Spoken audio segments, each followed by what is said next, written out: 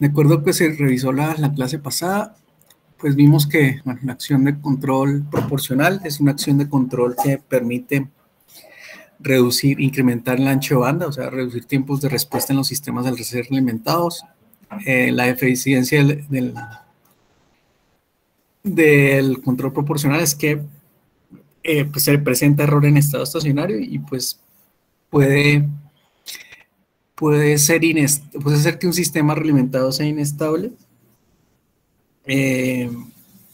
si, si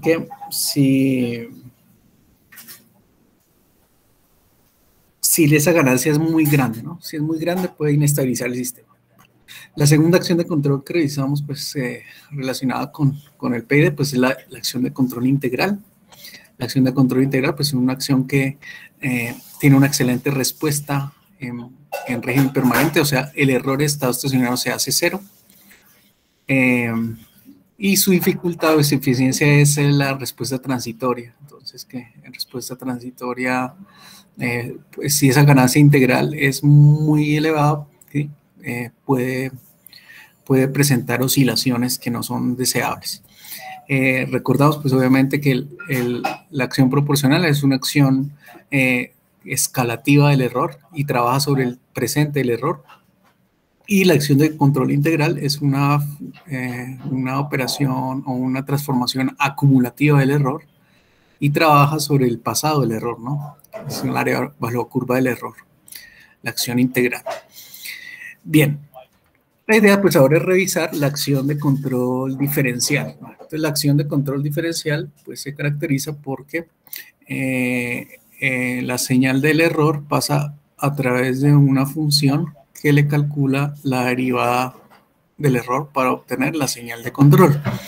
O sea, la acción de control diferencial pues es igual a una constante que ya vamos a ver cuál es por la derivada del error con respecto al tiempo.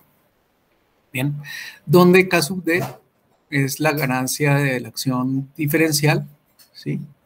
Y es igual a K sub D, K sub P por tau D, donde K sub P es la ganancia de acción proporcional y tau D es el tiempo diferencial en segundos, ¿no? En segundos. Entonces, si tenemos una acción de control proporcional, pues fácilmente la acción de la ganancia integral diferencial se relaciona con multiplicándose por tau D, ¿no? Bien, entonces, ¿qué significa esto? Pues que la señal de control es la derivada del error. Entonces, si el error es un valor constante, ¿cierto? Un escalón, pues, la derivada de un escalón, pues es un impulso, ¿no? Obviamente, si el escalón es negativo, o sea, cambia con flacos de bajada, entonces aquí lo que se va a tener es un impulso negativo, ¿no? Si se tiene una función rampa, ¿sí? Pues entonces su derivada pues es un escalón, ¿no? Si la rampa tiene pendiente negativa, pues va a ser un escalón negativo, ¿no? Entonces lo que se puede observar es que la acción diferencial como tal, pues lo que busca es ver la tendencia de evolución del error, ¿sí? Si el error crece, pues la señal de control es positivo. Si el error decrece, pues la señal de control es negativa, ¿no?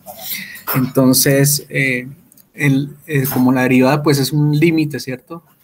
De una función en un intervalo de tiempo, permite ver la tendencia, cómo evoluciona el error. De tal manera que la acción de control diferencial se le conoce como acción anticipativa del error. O sea, permite establecer cuál es la tendencia, cómo va a evolucionar el error. Y debido a esto, pues se puede decir que trabaja sobre el futuro del error, ¿no? Trabaja sobre el futuro del error. Entonces, en el presente el error trabaja la acción proporcional, en el pasado la acción integral y en el futuro la acción diferencial. La acción proporcional es una transformación de escala, ¿sí? Del error. la acción integral, una acción acumulativa del error, y la acción diferencial es una acción anticipativa del error, ¿sí? Si se le aplica entonces la transformada de Laplace a la función, ¿cierto? Pues va a dar K por la derivada, la transformada de Laplace de la derivada, pues es S por E de S. ¿Y qué quiere decir? Que la función de transferencia de un controlador diferencial puro, por así decirlo, es igual a K sub D por E, que es igual a U sobre E, ¿no? Eso implica que una acción diferencial pura, pues no es implementable. No es una función implementable porque es una función impropia. Entonces, teóricamente puede ser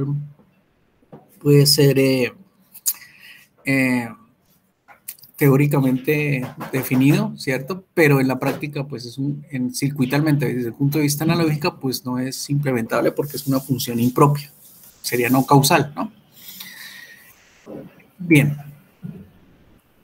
La acción de control diferencial, pues obviamente también, al igual que la integral, pues no viene sola. Nuevamente la acción diferencial viene acompañada con una acción proporcional. Entonces, lo que se hace es, pues a la misma señal del error,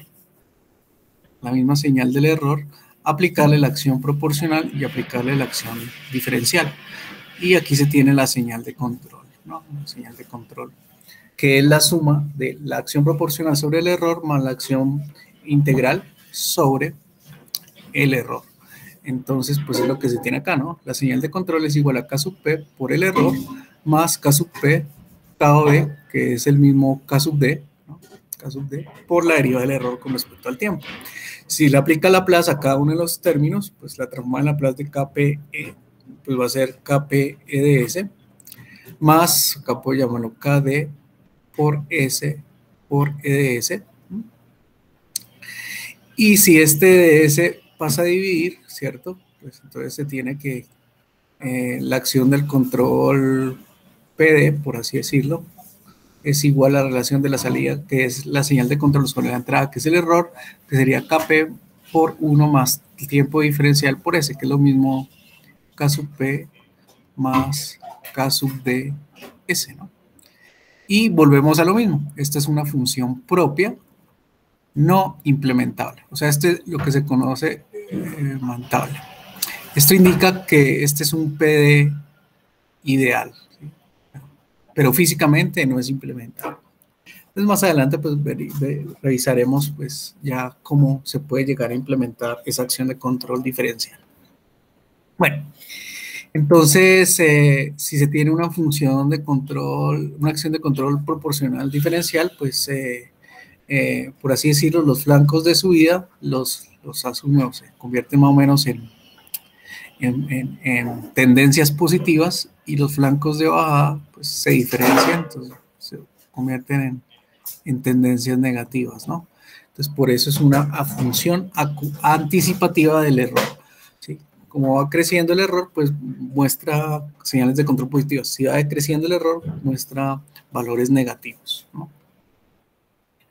Entonces, para ejemplificar esto, pues vamos a... bueno, antes de acá, de ejemplificar eso, entonces, pues, ¿qué ventajas y qué desventajas tiene la acción de control diferencial? Pues, la acción de control diferencial, como se puede observar acá, si se reemplaza esto en frecuencia, pues es un filtro pasaaltas, ¿no? El integral es un filtro pasabajas, el diferencial es un filtro pasaaltas. Entonces, la característica de una acción de control diferencial es que amplifica altas frecuencias, que, bueno, esa sería la desventaja, ¿no? Si amplifica altas frecuencias, quiere decir que tiene una respuesta estable en régimen permanente no muy buena, ¿no? ¿Sí? Todo lo contrario en la acción integral. La acción integral tiene muy buena respuesta en estado estable, la acción diferencial no. Pero tiene muy buena respuesta transitoria. Entonces, tiene excelente respuesta transitoria. Entonces, si una acción PI, digamos, presenta oscilaciones en las transiciones abruptas, por así decirlo, en el tiempo, entonces la acción diferencial lo que hace es suavizar, ¿no? Suavizar. Entonces eso significa que tiene una excelente respuesta transitoria. Eso es lo que, la idea es que ustedes revisen pues, en la guía de laboratorio, ¿no? Que efectivamente, ¿qué pasa con la acción proporcional? Posteriormente, ¿qué pasa con la acción integral?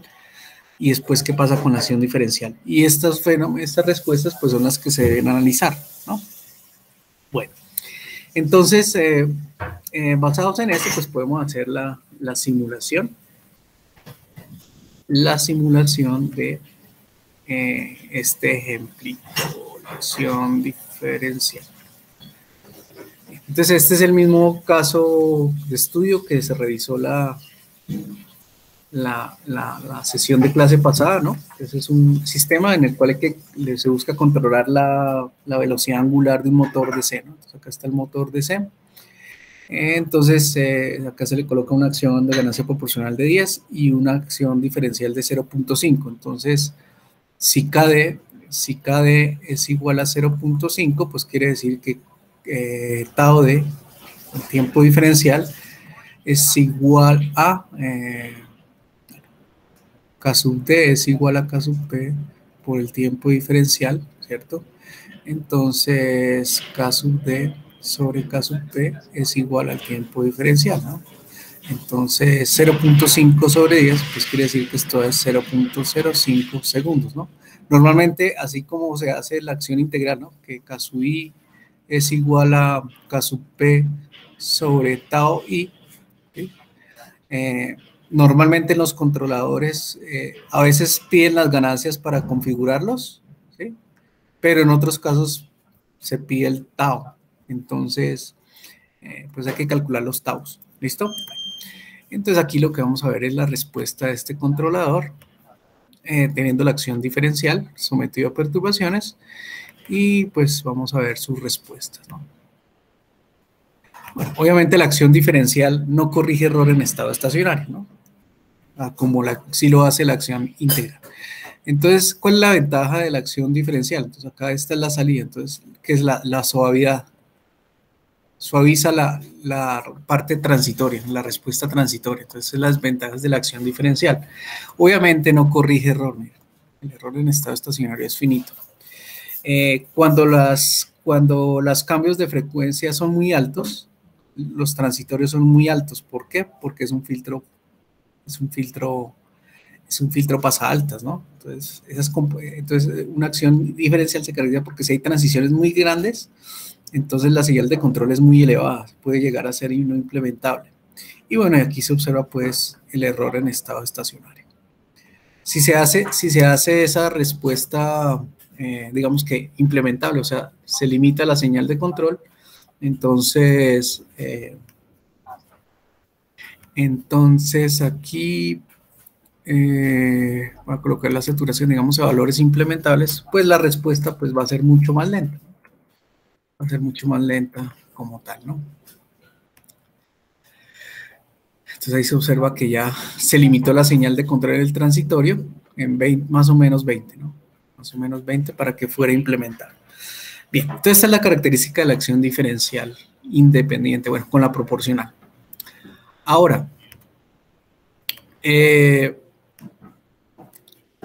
pues la idea es revisar pues la acción de control, bueno, integral, bueno, aquí en conclusión, ¿no? Entonces, K sub P, o más bien, K sub D es igual a K sub P por el tiempo diferencial, ¿no? Entonces, a medida que crece el tau, pues si K sub P es constante, pues la constante diferencial crece, ¿sí? Y a medida que disminuye el tau diferencial, pues la constante diferencial disminuye. Entonces, por ejemplo, si el tiempo diferencial es 0, bueno, voy a colocarlo en 0, este es este azulito, entonces hay sobrepicos, ¿no? Hay sobrepicos. Pero si va creciendo tau, el tiempo diferencial, entonces la constante diferencial va incrementándose y al incrementándose los sobrepicos van a ser menores, ¿no? Si el tau es muy grande, 1.6, pues su respuesta es mucho más suave, ¿no? Entonces hay que guardar un compromiso también en la selección del tiempo diferencial, ¿sí? Para que pues no sea tan sobreamortiguado ni tampoco tenga unos sobrepicos excesivos, pero lo que hace la acción diferencial al incrementarse es suavizar los sobrepicos. Y obviamente algo que no corrige la acción de control diferencial es el error en estado estacionario, ¿sí? Obviamente que si se coloca con una acción integral, pues mejora sustantivamente esa propiedad. Bueno, entonces ahora pues, ¿cuál es la acción de control PID? Pues la acción de control PID pues es simplemente a la señal del error aplicar una acción proporcional, aplicar una acción integral y aplicar una acción diferencial. Y después sumarlas. Bueno, esta es una arquitectura, un PID que es la paralela, la más utilizada. Entonces, ¿por qué los PID son muy buenos? Pues porque digamos que potencializan las ventajas que tiene cada acción de control en forma independiente y, por así decirlo, rechaza las desventajas. O sea que, desde el punto de vista de la acción proporcional, mejora el ancho de banda en la respuesta del sistema. Desde el punto de vista de la acción integral, reduce el error de estado estacionario, o sea, hace que el sistema tenga una excelente respuesta en régimen permanente. Y, y la respuesta en los transitorios es muy buena porque tiene muy buena respuesta transitoria gracias a la acción diferencial. Entonces, por eso el PID es como la acción universal de control, una acción universal de control porque tiene muy buenas características, ¿no? Entonces, lo que sucede en la acción de control PID es que la señal del error se aplica en forma simultánea a la acción proporcional, a la acción integral y a la acción diferencial y se suma para obtener la señal de control.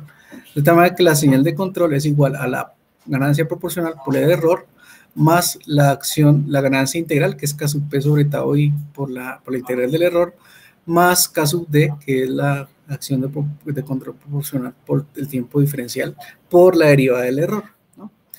Si se aplica Laplace a cada término, entonces, ¿qué nos queda? Pues quedaría U de S es igual a K sub P por E de S más K sub P, como voy a llamar acá, K sub I sobre S por E de S más K sub D S por E de S. Si estos términos E de S pasan a dividir, pues se tiene la función de transferencia del PID. Bueno, que factorizando K sub P, pues es de la forma K sub P, factor de 1 más 1 sobre tau I S más tau de S, o si se quiere de esta forma, ¿no? K sub P más K sub I sobre S más K sub D S, ¿no?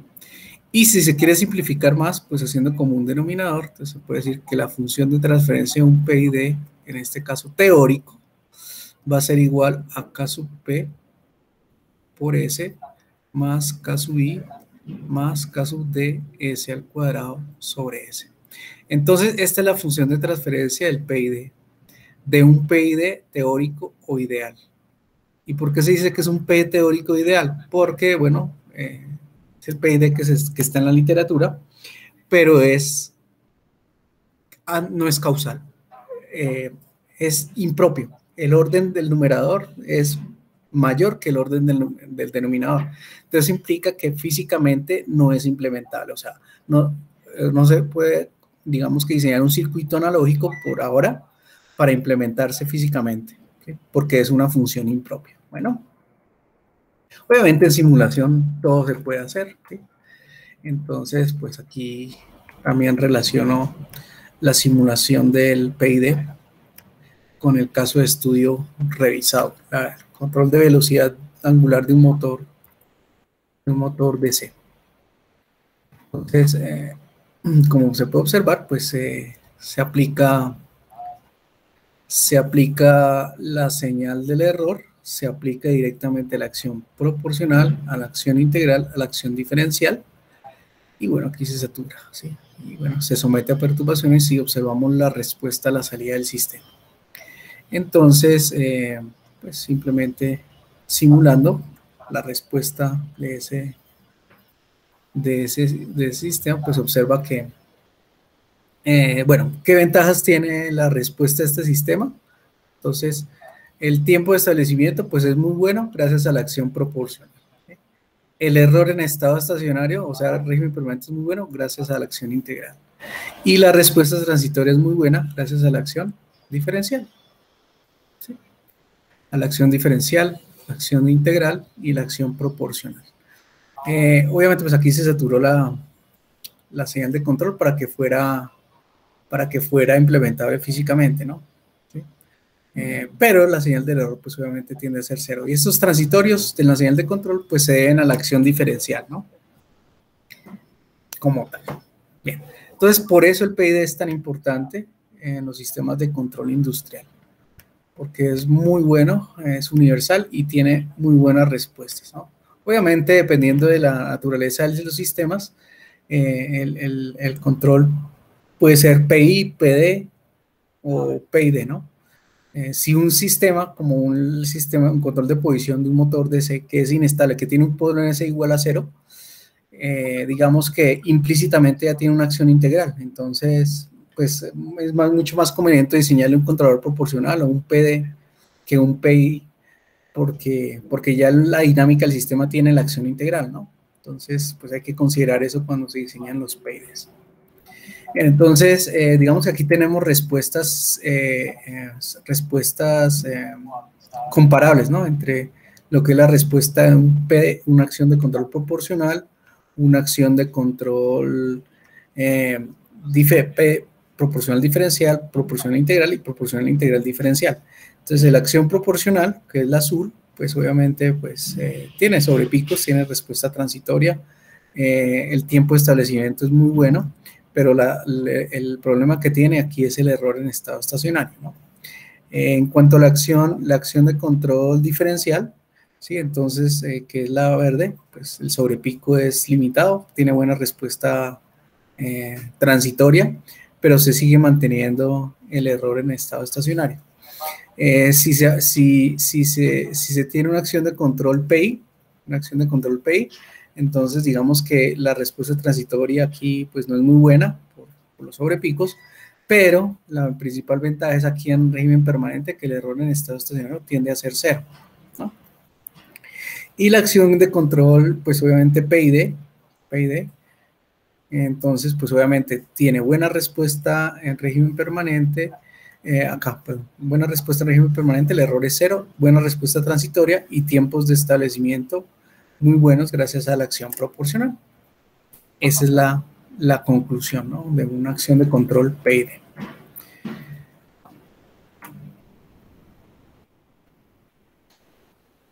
Bueno, entonces, por ejemplo, los PIDs pueden servir, son muy buenos para hacer seguimiento de variables en diferentes puntos de operación o alrededor de un punto de operación que sea lineal, ¿no? Entonces ahí se puede observar muy posiblemente la respuesta de un PID que esté diseñado en este rango de operación, ¿sí? Entonces si la referencia varía, pues la referencia es la señal negra, ¿sí? Y la respuesta del PID, pues es la roja. Entonces hay un seguimiento pues muy perfecto, ¿sí? Sigue perfectamente las referencias alrededor de un punto de operación lineal. Bueno, obviamente este es el PID que les comentaba, el PID ideal. ¿Por qué? Porque es impropio, ¿sí? El orden numerador es mayor que el orden del denominador. Entonces digamos que teóricamente es un PID que puede funcionar en la literatura, ¿sí? Pero ya deberíamos saber el que es implementar.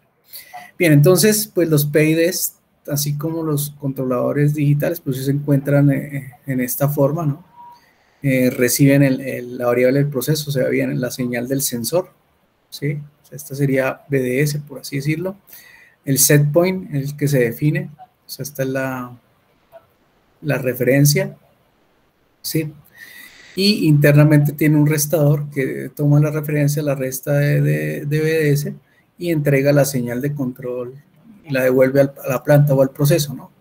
Entonces acá pues simplemente, implícitamente pues están configuradas las ganancias K sub P, K sub I o K sub D, o si se quiere K sub P, tau I o tau D, dependiendo de cómo se configure el PID, ¿sí? Y con estas acciones pues se tienen controladores, o bien sea solo proporcionales, o proporcionales diferenciales, o proporcionales integrales, o proporcionales integrales diferenciales.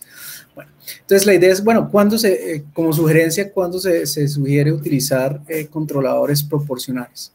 Entonces los controladores proporcionales se buscan utilizar cuando el sistema es tipo 1.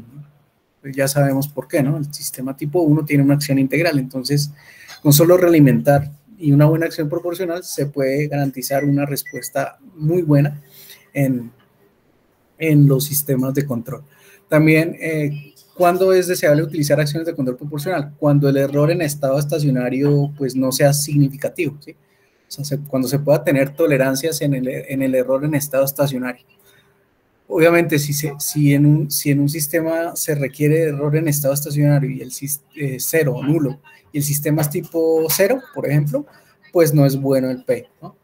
Ejemplos típicos a nivel industrial, pues es utilizarse a sistemas de control de nivel, sistemas de control de líquido, de presión, se utilizan en todos los sistemas de variables de proceso, pero obviamente cuando el error sea tolerable, ¿sí? Obviamente un control proporcional es muy útil o funciona muy bien cuando se hace control de posición de velocidad, de control de posición angular en motores DC es muy bueno, ¿sí? Funciona muy bien y es muy sencillo. La acción de control PI, entonces, ¿cuándo se requiere el uso de la acción de control PI? Pues cuando se quiere garantizar error en estado estacionario cero, ¿sí?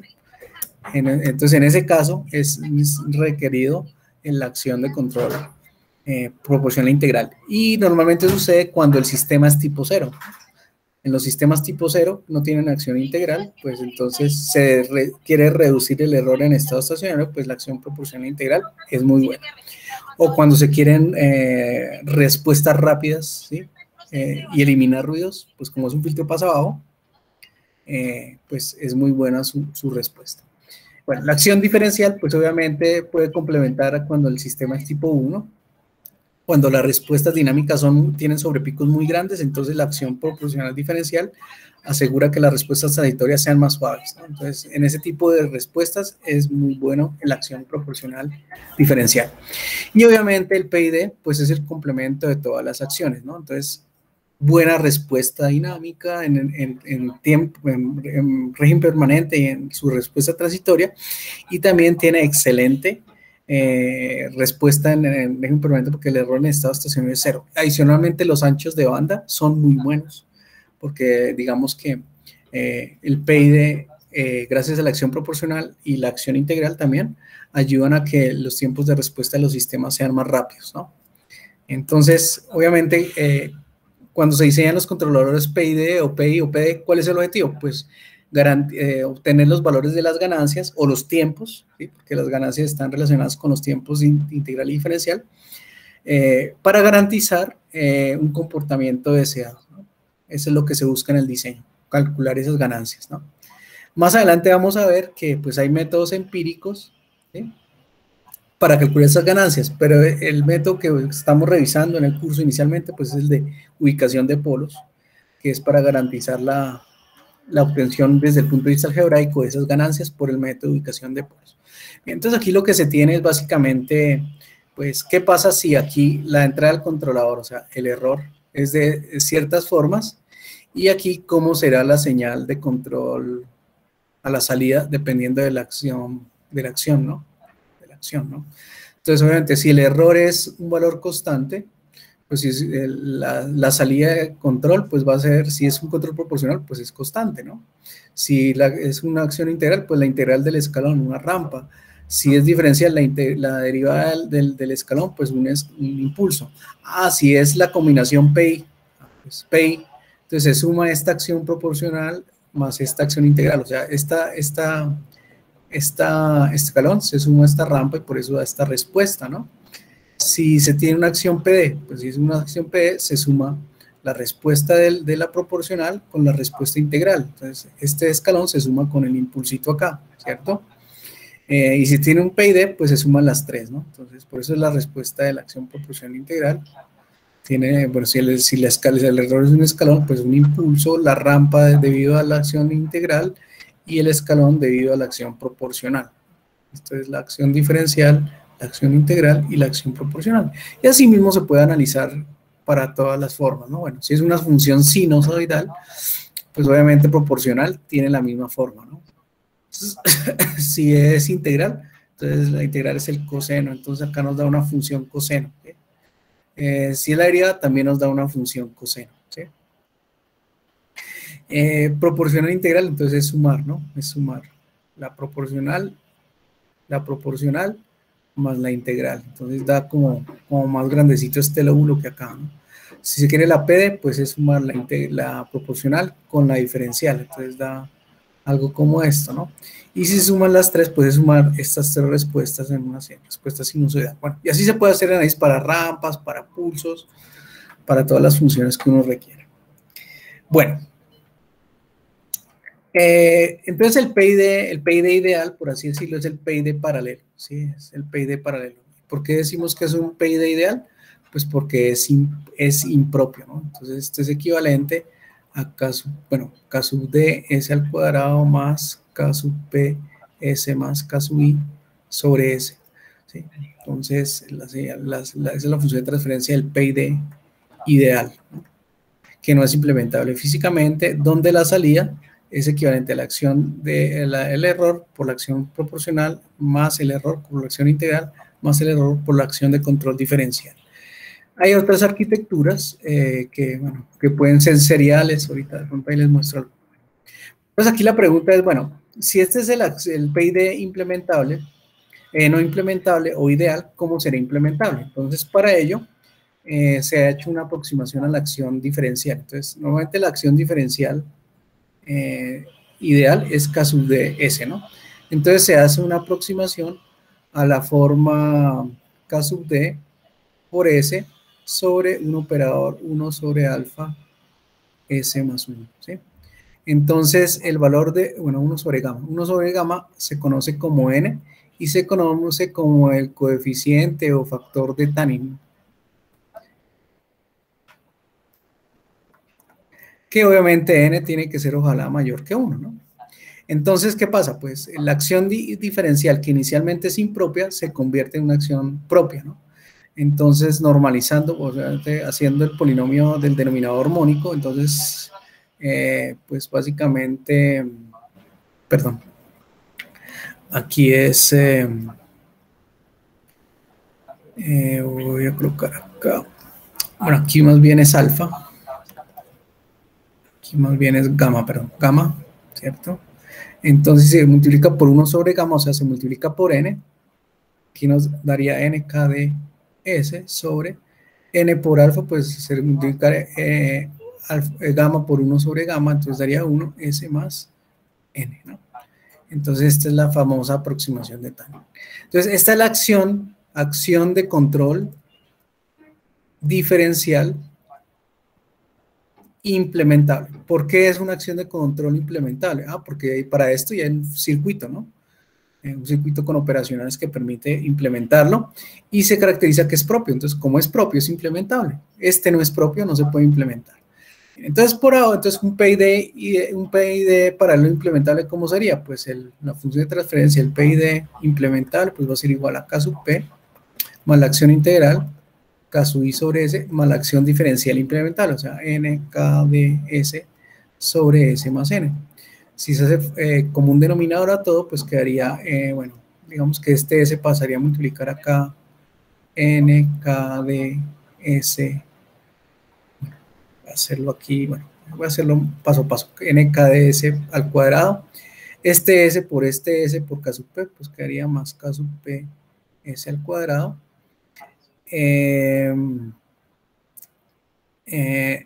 este S por K sub I, pues daría más K sub I S,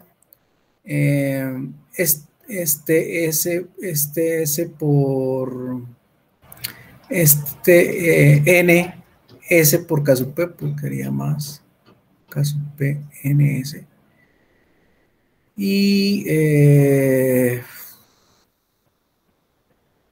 Y por último, N por K sub P.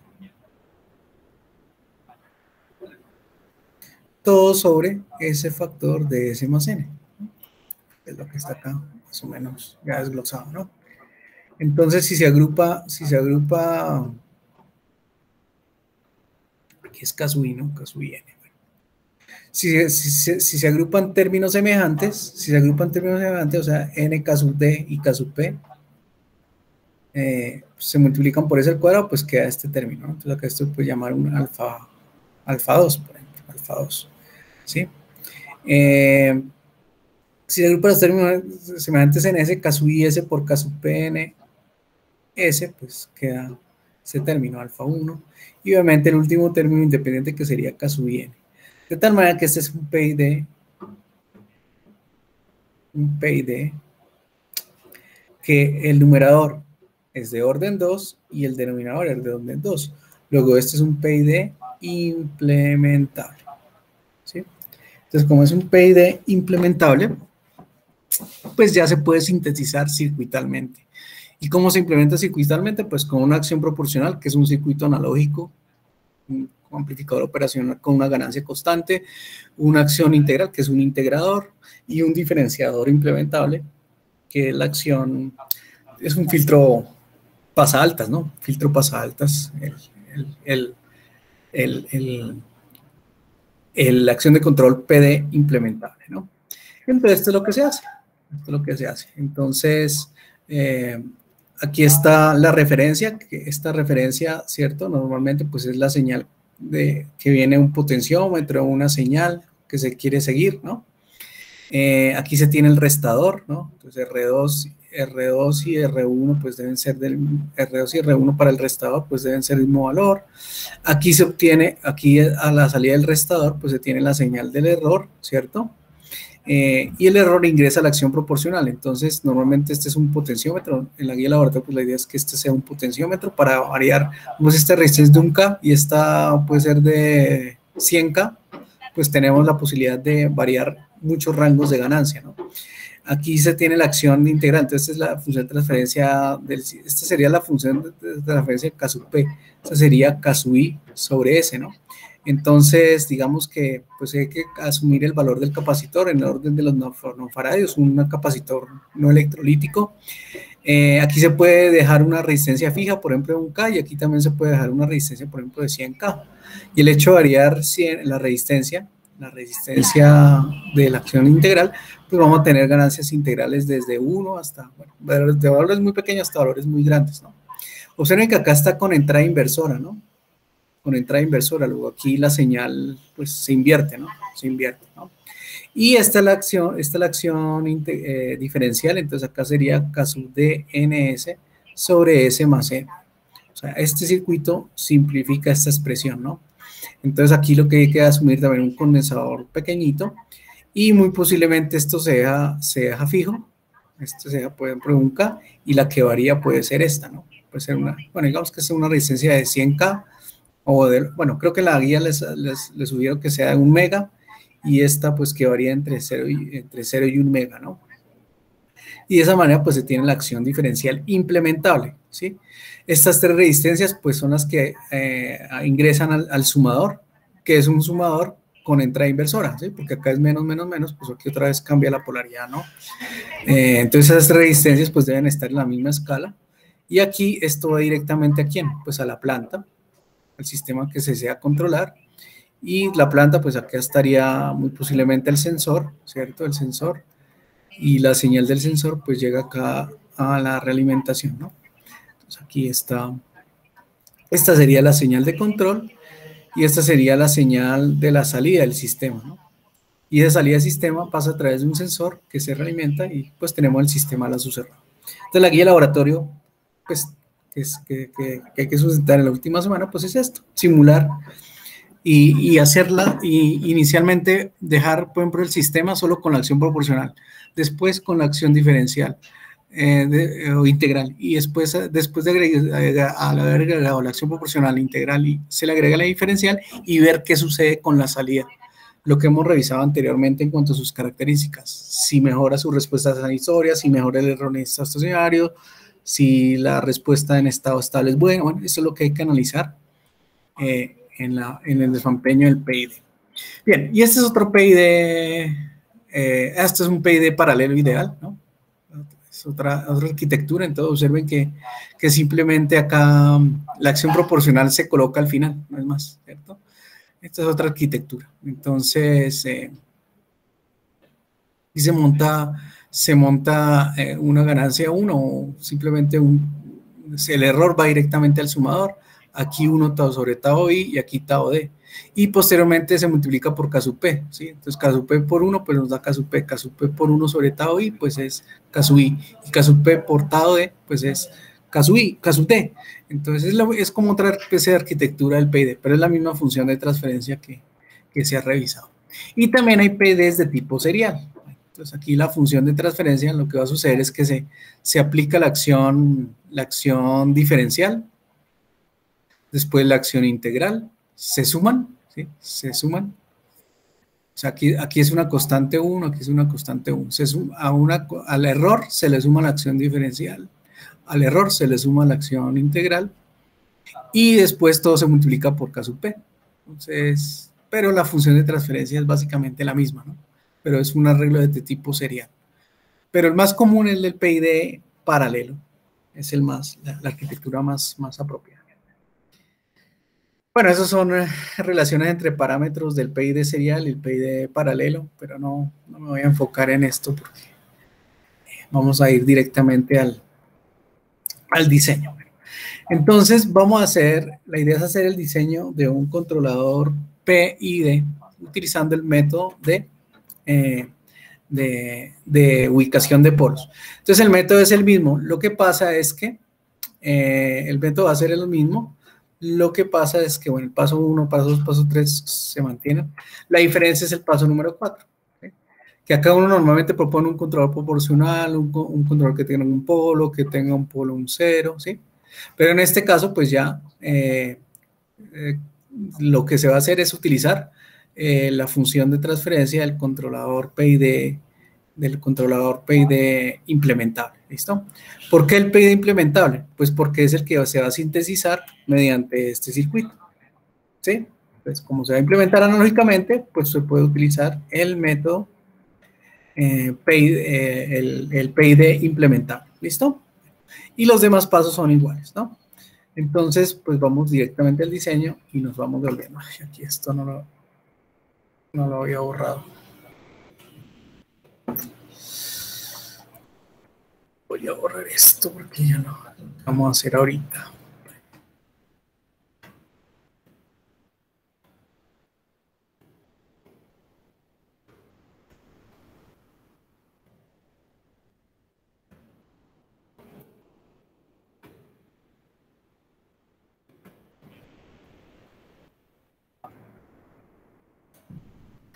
Bien, entonces vamos a diseñar un controlador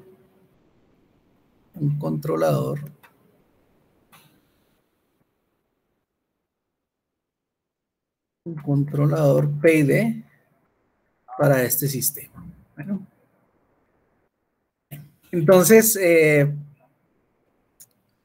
como se puede observar ahí, pues es un sistema inestable, ¿sí? Porque tiene un polo en el semiplano derecho del plano complejo S, ¿no? Entonces, en este diseño, pues vamos a hacer un análisis del sistema antes de ser controlado. Entonces, a lazo abierto en el plano complejo S se caracteriza porque, bueno, es un sistema que tiene un polo en 1, ¿cierto? Entonces, su dinámica es inestable, ¿sí? Es un sistema, inclusive no sabemos el tiempo de respuesta, bueno, es tipo 0, ¿sí? Pero si a ese sistema le aplicamos un escalón, entonces su respuesta va a ser divergente, ¿listo? Diverge. A partir de ahí, entonces, se definen unas especificaciones de diseño. Entonces, el primer paso del diseño es la obtención de la función de transferencia. El siguiente paso es la definición de especificaciones de diseño. Entonces, en este caso, ¿qué nos dice estas especificaciones de diseño? Que el sistema, si nos dan especificaciones de sobrepaso máximo, pues ya indica que el sistema que se quiere que tenga un comportamiento de segundo orden subamortiguado y un tiempo de establecimiento de 4 segundos, pues muy posiblemente podemos definirlo al 1% de error en estado estacionario, ¿no? Bien. Entonces, basados en eso, entonces ya tenemos el paso número 1 y el paso número 2 del diseño por ubicación de polos. ¿Cuál es el siguiente paso? A obtener el polinomio deseado del sistema. ¿A partir de qué? De la dinámica de las especificaciones deseadas. Entonces, pues lo primero que hay que hacer es calcular el valor de zeta despejándolo del sobrepaso máximo y después el valor de omega n despejándolo del tiempo de establecimiento Y pues teniendo el valor de zeta y omega a 0, pues se conoce la ubicación de los polos del sistema deseado, ¿no? Entonces, porcentaje de sobrepaso máximo, pues lo sabemos que es igual a 100 por e a la menos pi zeta sobre raíz de 1 menos zeta al cuadrado. Este es un porcentaje y aquí nos dan, según las especificaciones, que es del 12%, ¿no? Que es del 12%. Bueno, entonces, pues porcentaje con porcentaje se van y se puede decir que hacemos 12 sobre 100 igual a e a la menos pi zeta sobre la raíz de 1 menos zeta al cuadrado. Entonces aquí necesitamos despejar zeta, ¿no? Entonces, bueno, 12 sobre 100, pues sabemos que da 0.12, ¿no? Pero queremos quitar este exponencial, entonces aplicamos logaritmo natural acá al lado de la igualdad, entonces logaritmo natural de 0.12. Pues bueno, este menos pi, pues pasaría acá a dividir a menos pi, y esto sería igual a zeta sobre raíz de 1 menos zeta al cuadrado, ¿no? Entonces podemos decir que este término logaritmo es de 0.12 sobre menos pi, podemos asociarle un valor a, ¿cierto? Entonces a pasaría a multiplicar a 1 menos zeta al cuadrado igual a zeta, se eleva al cuadrado la igualdad para quitar la raíz, entonces quedaría a cuadrado factor de 1 menos zeta al cuadrado igual a zeta al cuadrado, y se agrupan términos semejantes zeta al cuadrado a un lado de la igualdad. Entonces, por ejemplo, acá quedaría zeta al cuadrado es factor de 1 menos a, perdón, este menos por este daría más a al cuadrado, así que multiplicaría zeta al cuadrado y se iguala a al cuadrado, de tal manera que se puede decir que zeta al cuadrado es igual a al cuadrado sobre 1 más a al cuadrado, y despejando zeta, pues esto es igual a, sacando la raíz al lado de la igualdad, daría a sobre raíz de 1 más a al cuadrado, ¿no? Y esto, pues, como da un sobrepaso del 12%, pues debe dar un factor de un valor entre 0 y 1, ¿no? Zeta debe estar entre 0 y 1, porque es un sistema subamortiguado. Bueno, entonces vamos a hacerlo aquí en MATLAB, el cálculo inicialmente del zeta, ¿no? El cálculo del zeta.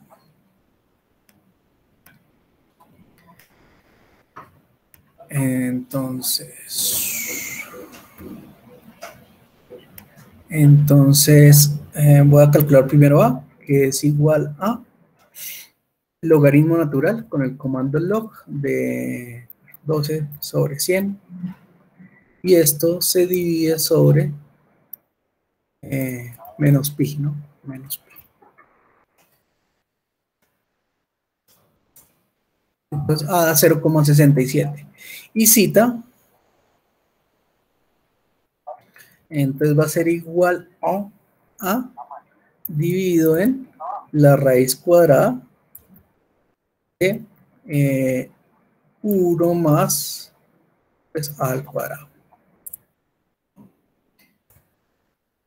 Entonces zeta es 0.559, pues aproximadamente 0.56, ¿no? Y eso está bien, pues sí, porque es un sistema subamortiguado, ¿no? Entonces esto es aproximadamente 0, esto aproximadamente pues va a dar 0.56, que equivale pues obviamente a un sistema, aparece error acá, es un sistema subamortiguado. Factor de amortiguamiento está entre 0 y 1, entre 0 y 1, 0.56. Bien, como ya se tiene el valor del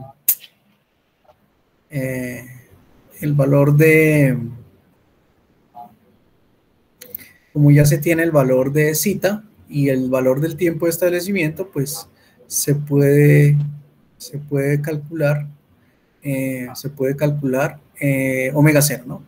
Entonces, para sistemas de segundo orden subamortiguado, el tiempo de establecimiento es igual a 4.6 sobre zeta omega 0. Y conocemos el tiempo de establecimiento, sí, porque he estado ahí en el, estado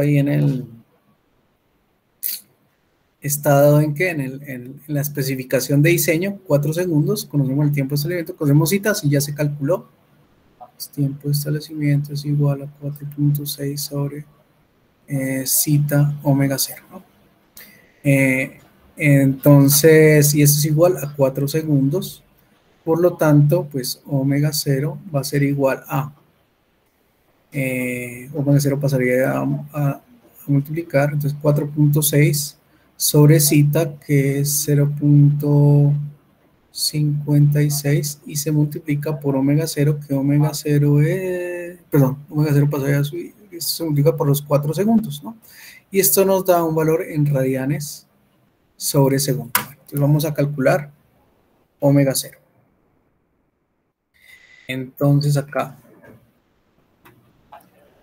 omega 0 no, es igual a 4.6 dividido en zeta por 4 segundos, a 2.055. 2.055 radianes sobre segundo. Cada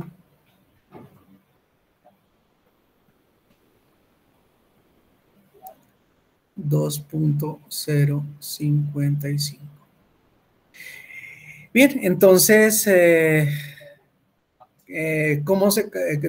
obviamente la dinámica deseada es igual a S al cuadrado más 2 veces zeta omega 0 S más omega 0 al cuadrado. Pues reemplazando, pues tenemos la dinámica deseada. Entonces, hacerlo acá. Entonces, voy a llamarlo acá polinomio deseado. Polinomio deseado. Polinomio deseado es igual a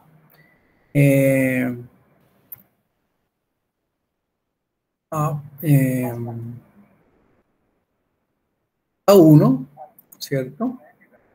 2 por zeta por omega 0, y el otro terminaría omega 0 por omega 0.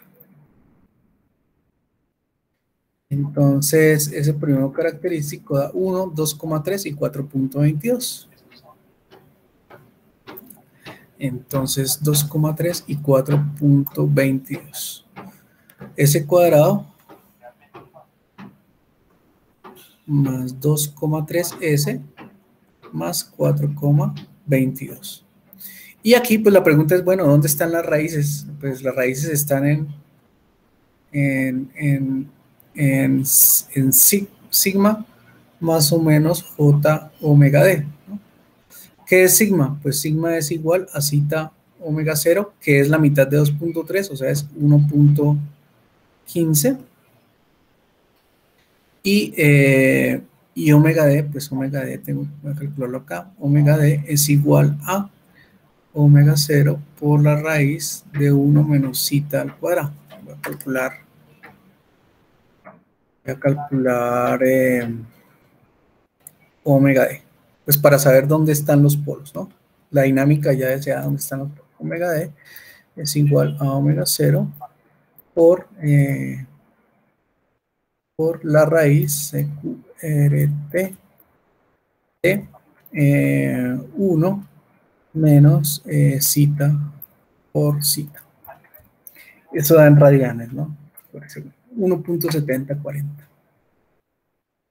1.7040. Claro que si se quiere, da lo mismo, haciéndolo por roots del polinomio, roots de PD, ¿no? Del polinomio deseado da lo mismo, ¿no? PD. Menos 1.15, más o menos 1.77040, ¿no? Esas son las raíces del deseado, o sea, el sistema, cómo se quiere que se comporte a lazo cerrado, ¿no? Entonces acá ¿Dónde es que está? Bueno, entonces omega es igual a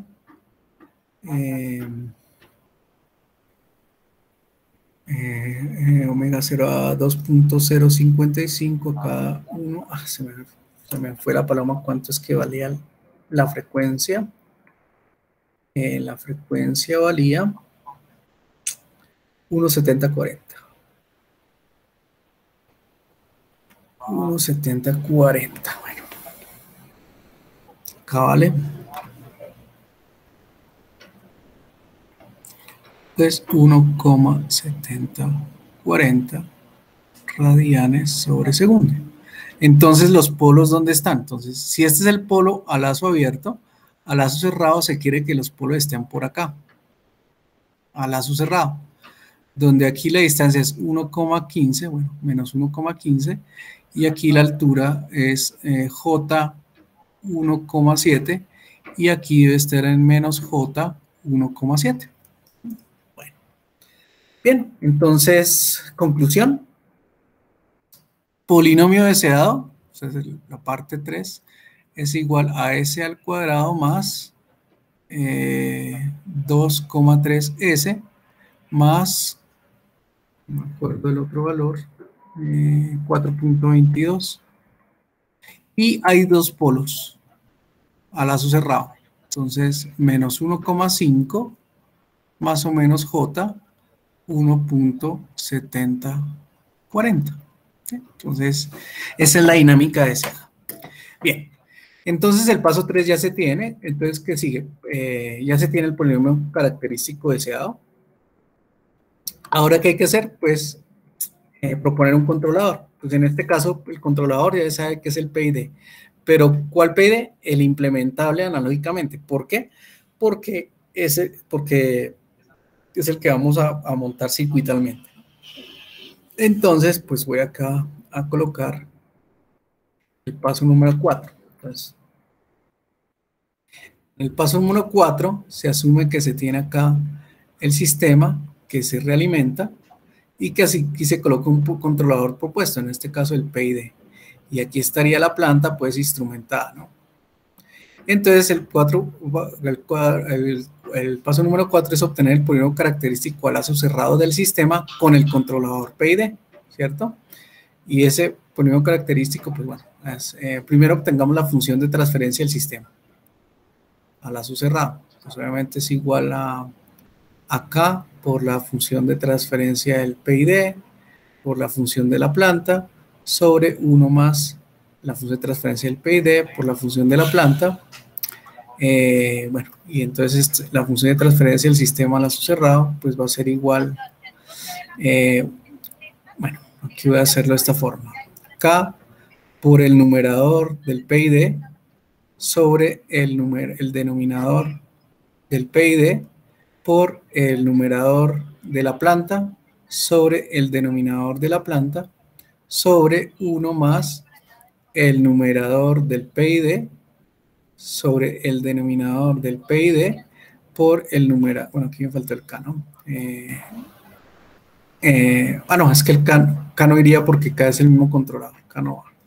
Aquí sería numerador de la planta sobre el denominador de la planta, haciendo comunes denominadores. Entonces, pues básicamente esto nos queda que es el numerador del PID por el numerador de la planta. Y aquí quedaría denominador del PID por denominador de la planta más numerador del PID por numerador de la planta. ¿Y qué nos interesa? Pues esto, ¿no? El polinomio característico a lazo cerrado del sistema. Entonces vamos a definirla acá. Entonces, primero característico a lazo cerrado con el PID. Pues, ¿cuál es el denominador del PID? Voy a anotarlo ya que está acá. El denominador sería ese factor de S más N. Acá voy a colocarlo. Ese factor de S más N. ¿Sí? Por el denominador de la planta. Entonces, el denominador de la planta es S menos 1. ¿No? Más el numerador de la planta instrumentada, pues es 1. Entonces, acá se sumaría al numerador del controlador. Entonces, caso P KDN K sub P, K de N. O sea, que sería K sub P más K sub D, N, todo multiplicado por S al cuadrado. Voy a quitar este ruidito acá, feo.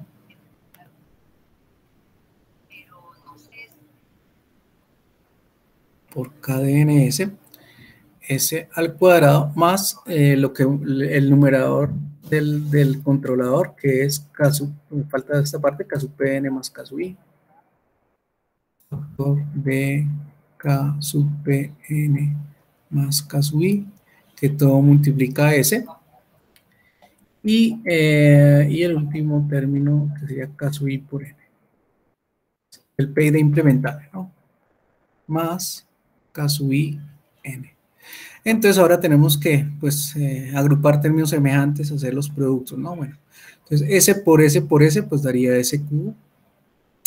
S por menos 1 más S por N, pues sería más N menos 1 por S al cuadrado. Y el término independiente quedaría menos N por S, ¿no?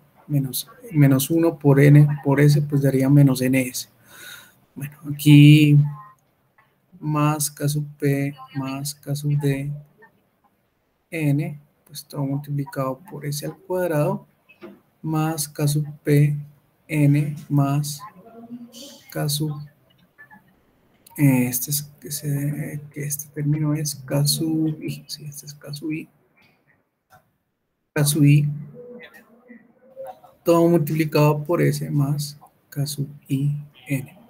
Entonces, en definitiva, el polinomio característico al lazo cerrado del sistema es igual a S al cubo más todos los términos que tengan S cuadrado, ¿no?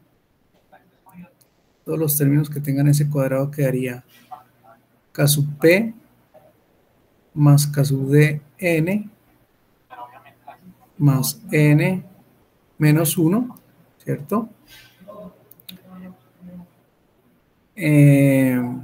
Todo multiplicado por S al cuadrado más K sub P N más K sub D menos N por S y más K sub I N. Entonces sería el polinomio característico con el controlador P. En el S no sería K sub I. Sí, perdón. Sí, gracias por la corrección. Sí, señor, aquí es K sub I, este es K sub I. Sería aquí por K sub I. Perfecto, muchas gracias. Bueno, bien, entonces ya se tiene el polinomio característico lazo cerrado y se tiene el polinomio deseado con la dinámica propuesta, ¿no? Entonces, el siguiente paso, ¿cuál es? ¿No? El siguiente paso, según esto, entonces, si ya se tiene el polinomio lazo cerrado y el polinomio característico deseado, sería el paso número, ya tenemos el paso número 5, ¿cierto? Entonces, ¿ahora qué hay que hacer?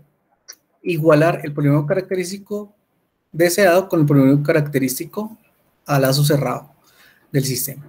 Entonces, ¿qué tenemos acá? Pues que el orden del polinomio característico a lazo cerrado con el controlador PID, pues obviamente es mucho más grande que el del polinomio deseado, ¿no?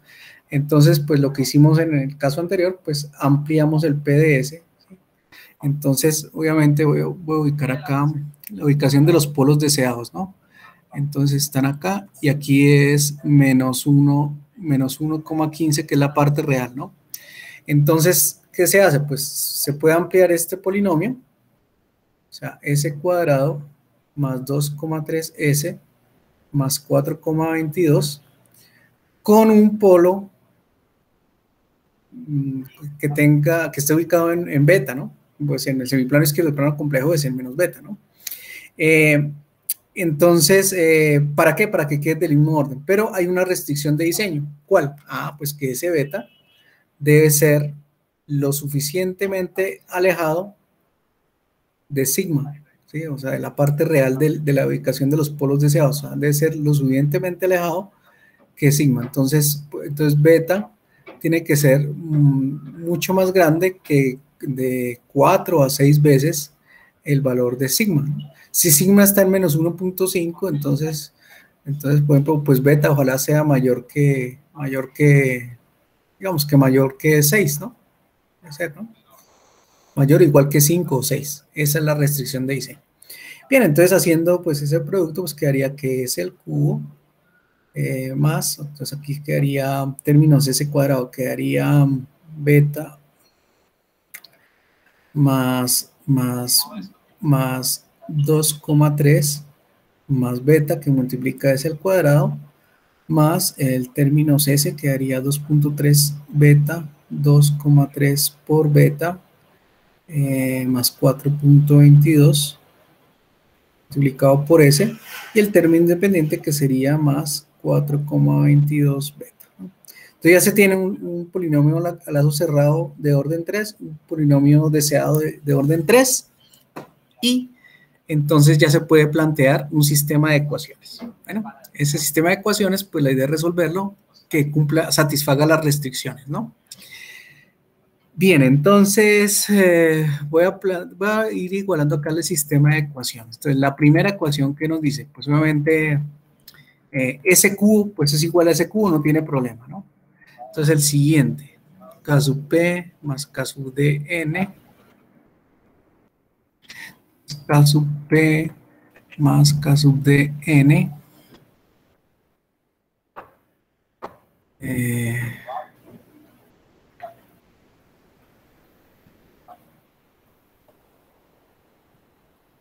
K sub P más K sub D N,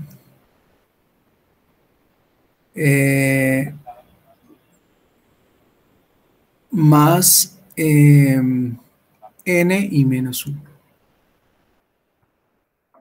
Más N menos 1. Y esto se iguala con el término que multiplica a S al cuadrado en el otro lado, 2,3 más beta. Entonces aquí, 2,3 más beta. Esa sería la primera ecuación. La segunda ecuación, entonces los términos que están multiplicando a S. Entonces, ¿qué sería? Por S quedaría K sub Pn más K sub I. K sub Pn más K sub I. Aquí es menos N. Se iguala a el término S quedaría 2,3 beta más 4.22. 2,3 beta más 4,22. Y la última ecuación, pues sería el término independiente, ¿no? Entonces, K sub I por N. Y se iguala a 4,22 beta. Bueno. Bien, entonces acá tenemos tres ecuaciones. ¿Y cuántas incógnitas hay? Pues incógnitas está beta, K sub P, K sub I, K sub D y N. 5 incógnitas. Entonces, ¿eso es bueno? Pues sí, muy bueno. ¿Por qué? Porque si hay más incógnitas que ecuaciones, tenemos mayor libertad en el diseño. Entonces, al tener mayor libertad en el diseño, pues tenemos la posibilidad de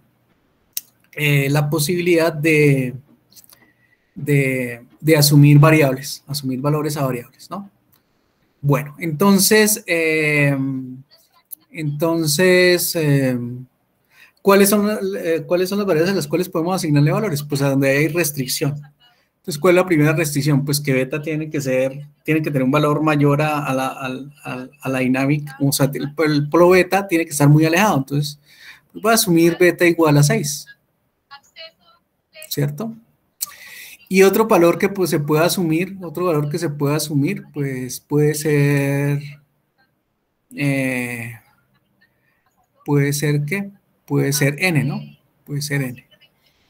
Entonces, bueno, aquí hay lo siguiente para tener en cuenta, ¿no? Normalmente cuando se hacen los PIDs, la ganancia integral, ojalá normalmente es más grande que la ganancia proporcional, ¿sí? Entonces, por ejemplo, si la ganancia integral es 10, entonces muy posiblemente la ganancia proporcional puede ser 2, 3, ¿sí?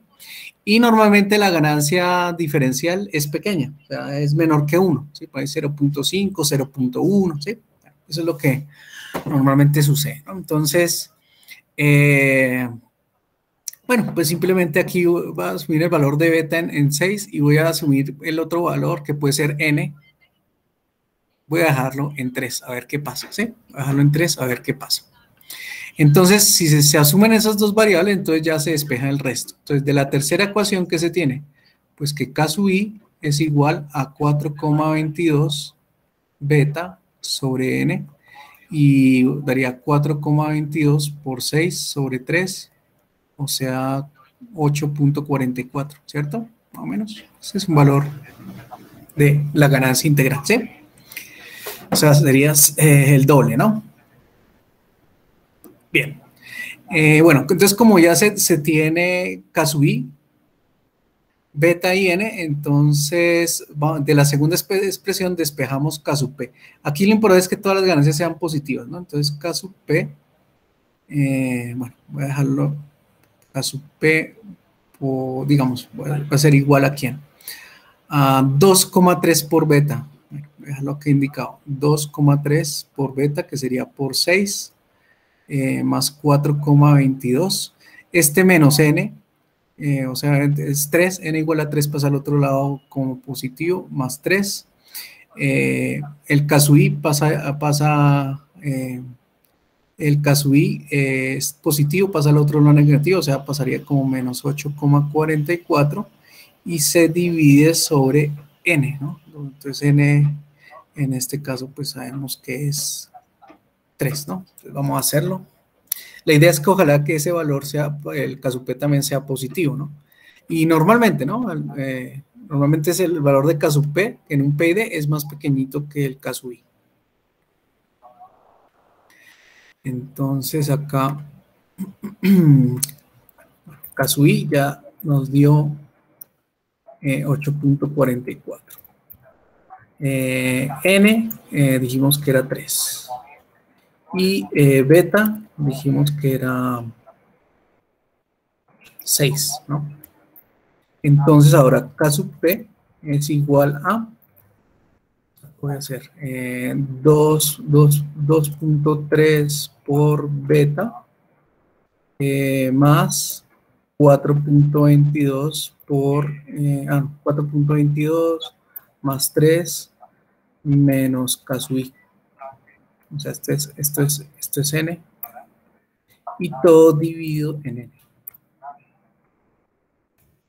Pues da 4.19. Está bien, un valor pues aceptable. Entonces, bueno. Perdón, ese color no se ve. Este es este es 4.19. Perfecto. Bueno. Y obviamente, pues ya conociendo K sub p, K sub i, beta y n, entonces vamos a la ecuación 3. A la ecuación 3 y se despeja, en este caso, K sub d, ¿no? Entonces, bueno, vamos a hacerlo acá. K sub d es igual. Entonces, bueno, quedaría 2.3 más beta. 2.3 más beta, pues sería 6 más 2.3, daría 8,3. Obviamente n vale 3, 3 menos 1 vale 2, entonces 2 pasaría al otro lado a restar, menos 2.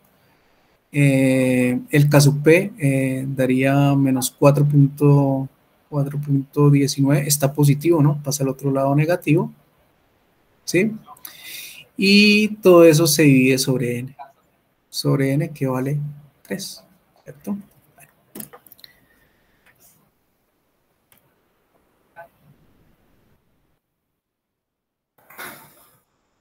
Entonces vamos a hacerlo aquí por MATLAB para ver qué valor nos da. Obviamente el K sub d pues es un valor pequeñito. Es un valor... normalmente está entre 0 y 1 o muy cercano a 1, ¿no? Entonces, pues aquí K sub d es igual a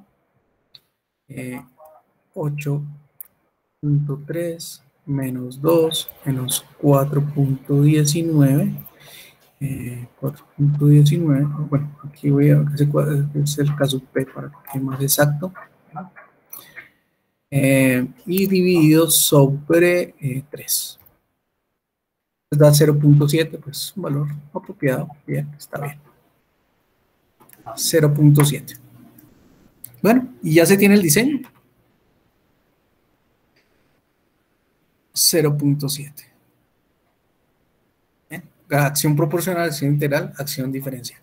Entonces, el siguiente paso, ¿cuál es? Pues reemplazar esas ganancias en la función de transferencia del PID. Bueno, pues voy a hacerlo acá. Entonces, el controlador PID de S va a ser igual a algo multiplicado por S al cuadrado más algo multiplicado por S más un término independiente sobre S factor de S más N. Pues obviamente N es, bueno, es 3, ¿no? Es 3, N es 3. Entonces, K sub P más K sub D por N. O sea, K sub P más K sub D por N. Voy a hacerlo acá. Voy a hacerlo acá. Hacerlo acá desde más lado. K sub P más K sub D por N, ¿no? Ese sería el primer valor, 6.3.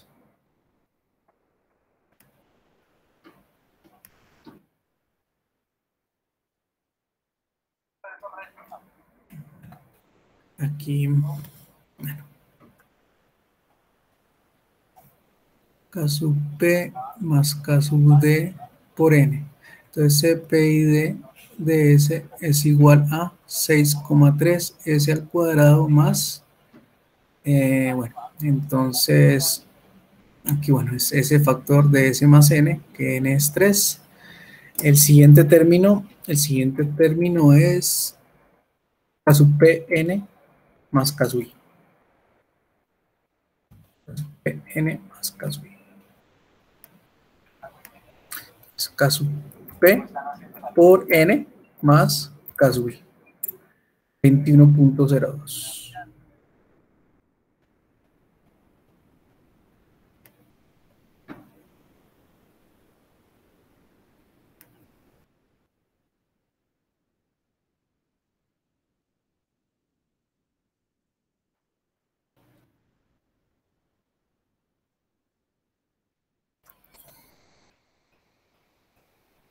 K sub P N más K sub I, y aquí es K sub I N. Y aquí dio 20. Se me fue la pluma. Yo de una vez voy a hacer K sub I por N. 21.02 y 25.32. 21.02 y 21.02 y 25.32. 21.02 y 25.32.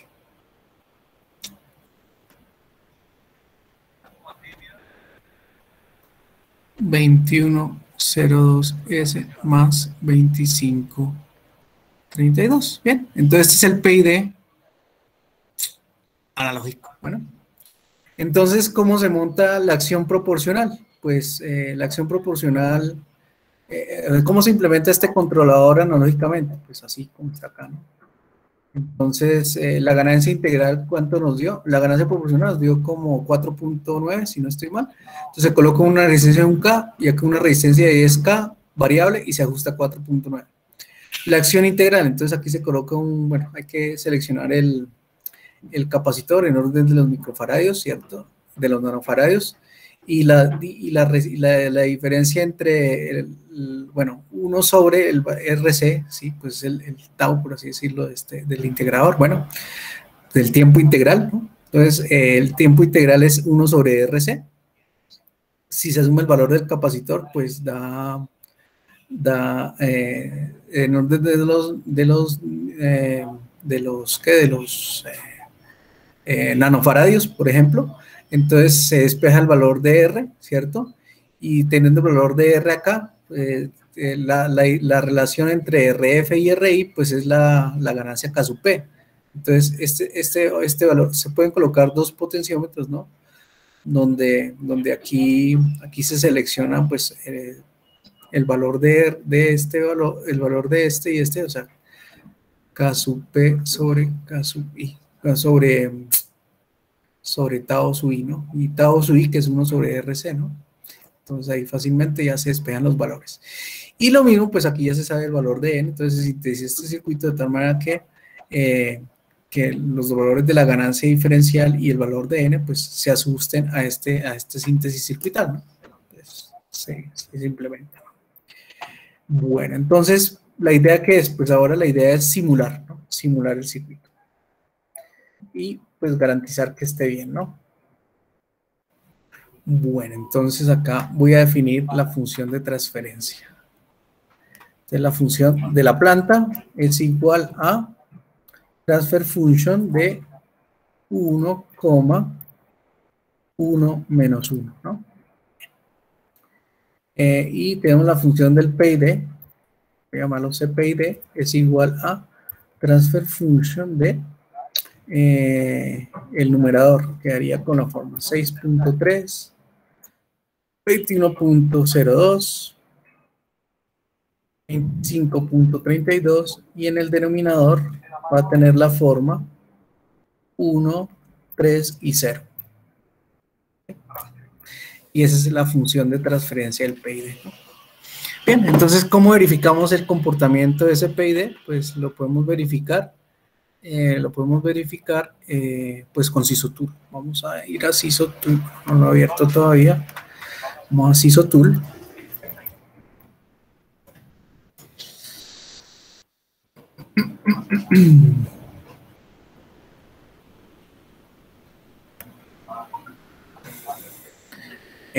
Voy a dejar esto tan grande, voy a dejarlo acá.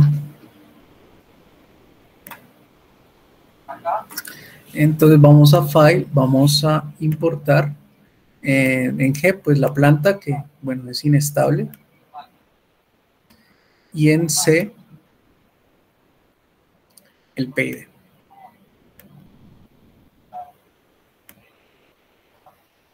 Bueno. Entonces también vamos a ver aquí pues en design la función la función de transferencia del controlador, que es el PID, que está ahí. Ese es el PID que hemos diseñado, ¿sí? Sí. Lo que pasa es que cada día está factorizado de otra forma, pero es el mismo PID. Y obviamente la respuesta al escalón del sistema. Entonces, bueno, ahí tenemos la señal de control y la señal de salida. Bien, entonces vamos a hacer el análisis entonces inicialmente del sistema, ¿no? En el lugar de las raíces. Entonces en el lugar de las raíces, pues obviamente acá el sistema tenía un polo en S-1 es un polo en 1 en el sí plano derecho, el plano complejo es, que es a lazo abierto, es inestable. Y a lazo cerrado, pues lo que nos interesa es lo que está aquí en fucsia, ¿no? Que son los polos del sistema de control a lazo cerrado. Entonces, obviamente, este es el valor del beta, que dijimos que le damos un valor de menos 6. Entonces, es el beta, ¿no? Menos beta, ¿no? Menos 6. Entonces, ahí está. Ahí está bien. Y esta dinámica, pues, debe corresponder a la dinámica deseada, que si no estoy mal, era 1,15, más o menos 1, si no estoy mal, 70, sí, 70-40, si no estoy mal, J, ¿no? Entonces, aquí es donde queremos que estén los polos a lazo cerrado. Bueno, entonces para verlo mucho más detallado, voy a ubicarme con este. Quiero entonces darle con este, a ver si me muestra algo acá.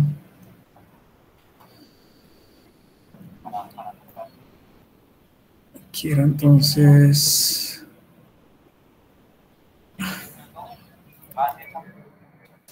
No, moví ese polo y no...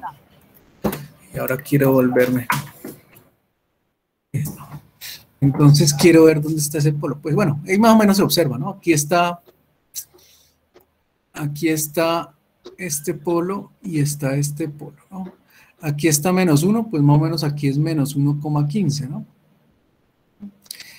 Y bueno, y aquí está menos 1,5, se requiere que esté más o menos en menos 1,7 J, ¿sí? Y el otro estaría en más J 1,7. Entonces, bueno, lo que se observa ahí es que la dinámica a lazo cerrado es la que deseada, pues obviamente porque lo hicimos en forma algebraica. Vamos a ver la respuesta aquí, la respuesta al escalón, pues la respuesta del sistema se observa en la respuesta verde, que pues, es implementable, ¿no? La señal de control en el transitorio, pero si queremos ver, pues digamos que si hablamos de voltios, pues puede ser una señal fácilmente de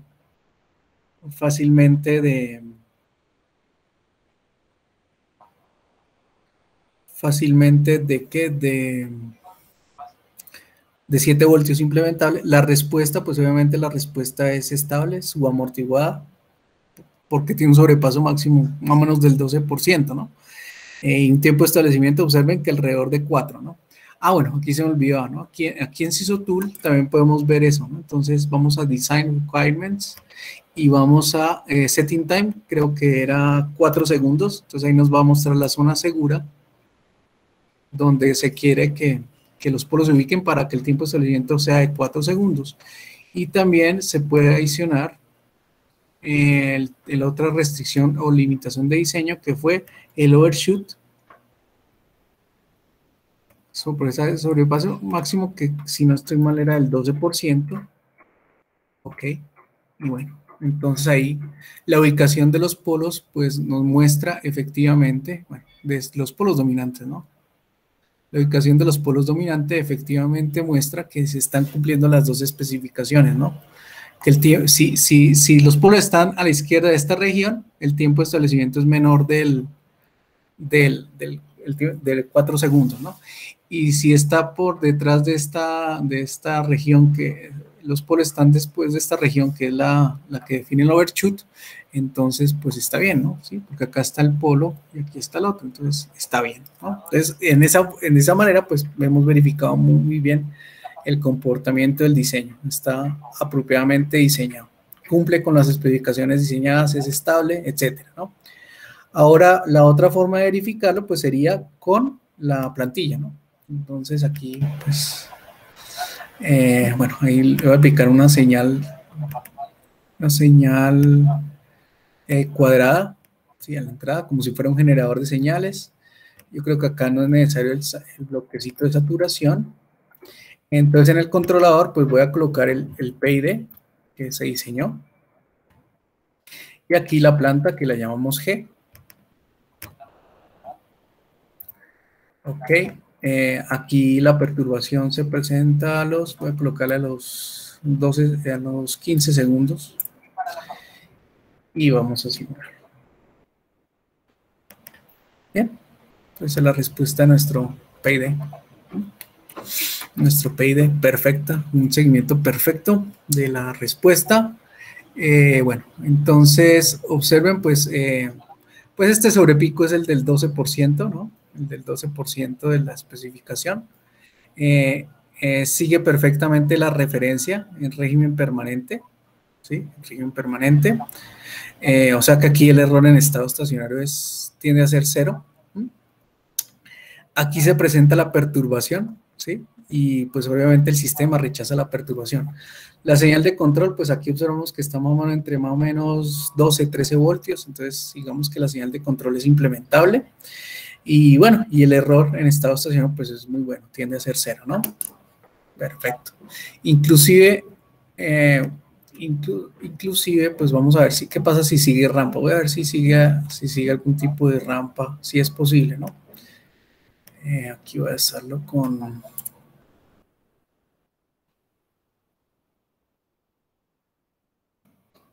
A ver si sigue algún tipo de rampa. Entonces ahí también, pues el sistema de control también sigue la rampa, ¿no? Con error en estado estacionario, donde se presenta la perturbación. O sea que, bueno, el PID es un controlador súper excelente, ¿no? Obviamente para este sistema que es inestable, ¿no? El sistema lazo abierto es inestable y, bueno, lo controla, sigue rampas, sigue escalones, Entonces, responde bien ante perturbaciones, entonces tiene una muy buena respuesta ese PID, ¿no? Y obviamente está cumpliendo con las especificaciones definidas en la ubicación de poro, ¿no? Bueno, entonces aquí yo quería mostrarles que también, bueno, MATLAB tiene modelos de PIDs ya discretos. Entonces, no sé si tenía acá, sí, acá está Simulink, ¿sí? Entonces, miren, en Simulink ustedes pueden ir a, bueno, en las últimas versiones, ¿no? Continuous, y en Continuous por ahí hay un bloquecito que se llama, debe estar PID, sí, PID Controller, ¿sí? Entonces, voy a colocarlo acá en cascada y voy a quitar este.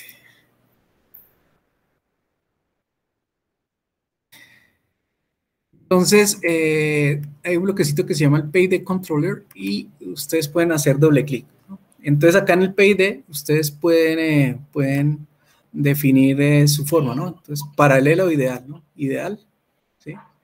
Pero nosotros trabajamos en el paralelo. Entonces, este es un modelo ideal.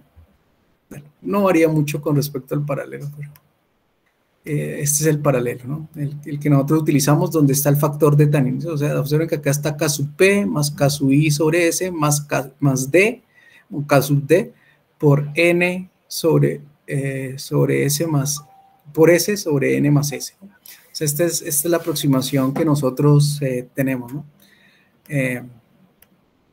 La función del PD implementado, ¿no? Y aquí, pues se definen las ganancias, ¿no? Entonces, pues coloco la ganancia proporcional. Observen que acá se definen las ganancias proporcional integral diferencial. En la industria a veces piden son los TAOs, entonces hay que calcularlos, ¿no? Si tiene K sub I, entonces el TAO se obtiene dividiendo K sub P sobre, o sea, la ganancia integral se despeja de la ecuación K sub P sobre tau I. Si se tiene la acción diferencial, el tiempo diferencial se despeja de K sub P por K sub D, ¿no? De K sub P por tau D, ¿no? Aquí fue el K sub I que definimos y aquí fue el K sub D. Y aquí está el factor de tanning, que nosotros dijimos que era 3, ¿no? Y aquí pues le vamos a aplicar y vamos a ver qué pasa con esta respuesta. Obviamente con el PID que tiene MATLAB, ¿no? Pues observen que es la misma respuesta, ¿no? Porque es el mismo modelo, ¿no? Entonces el modelo que nosotros hicimos analógicamente, MATLAB lo tiene acá, paralelo, y aquí simplemente se colocan las ganancias que nosotros obtuvimos, ¿no? Bueno, bien, entonces, pues esto es todo, muchachos. ¿Qué vamos a hacer la próxima clase? La próxima clase, pues vamos a ver la discretización del PID y diseñar un PID digital, ¿sí? Entonces, pues la idea es, pues, digamos que quienes están viendo simultáneamente procesamiento digital de señales, pues ya vimos la teoría de las aproximaciones diferencial en atraso y la de Thorsten. Entonces, pues ahí ya nos queda mucho más fácil ver la discretización del PID. Y bueno, y quienes ya vieron procesamiento digital de señal el semestre pasado, pues repasar por favor lo de las aproximaciones diferenciales y integrales para discretizar sistemas, ¿sí? Entonces, lo que vamos a hacer en la próxima clase, pues es hacer la discretización de los PIDs, obtener el modelo discreto del PID y vamos a diseñar un PID discreto por el método de ubicación de poros. Y haremos la introducción a lo que es la sintonización de PIDs, ¿sí? Bueno, entonces, pues eso era todo, muchachos, para el tiempo se nos pasó rapidísimo. Entonces, bueno, la próxima clase vamos a terminar lo de PIDs con el PID discreto o PID digital.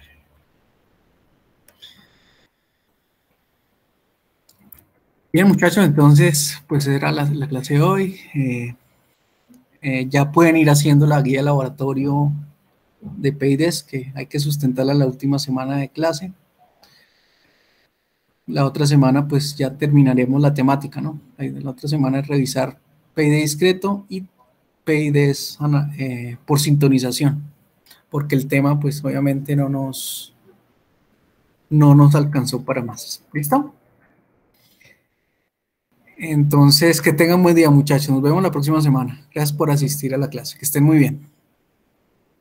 Hasta luego, ingeniero. Muchas gracias. Hasta luego. Que estén muy bien. Gracias. Hasta luego. Hasta luego, ingeniero. Gracias. Estén muy bien. Hasta luego, ingeniero. Hasta luego.